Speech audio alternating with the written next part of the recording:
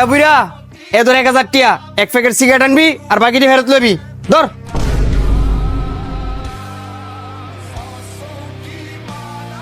বাতিজা এক packet star cigarette দাও।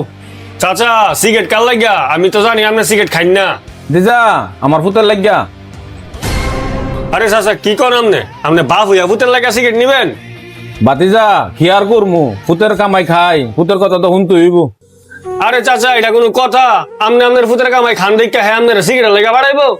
ফুত বড় হইছে, ফুতের কামাই খাই, হের কত দিন না শুনি হে দফরে বাইতে বা করে দিব। বাতিজা আমার সিগারেটটা তাড়াতাড়ি দাও, তাড়াতাড়ি লয়ে যাইতে হইব, না লে পাঠাই সেদবো। যায়া কনগা সিগারেট নাই গা। সিগারেট আসই এনতে দিয়া দাও আমারে। না দেওয়া যাইব না, আপনি জানগা। বাতিজা যদি খাইলে হাতে যাই হে পরে গালাগালি করবো। আপনি যায়া কনগা দোকানদারে সিগারেট দিছে না। আচ্ছা তো ঠিক আছে। ফুট ধর তোরটা সিগারেট তো দিছে না।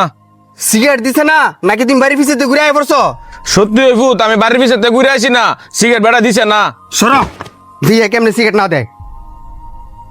ইরে রাজীব তুই আর বাবার সিগারেট দিলি নাকি রে? ও আচ্ছা শরীফ চাচাই তোর বাপ?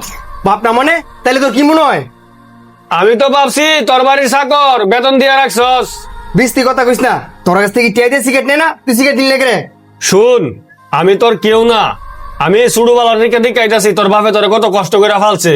আজকে তুই তোর বাপের এই প্রতিদান দিতাছস। আমার কথাগুলো শুনতে তোর খারাপ লাগতে পারে, তুই কেমন ছেলে?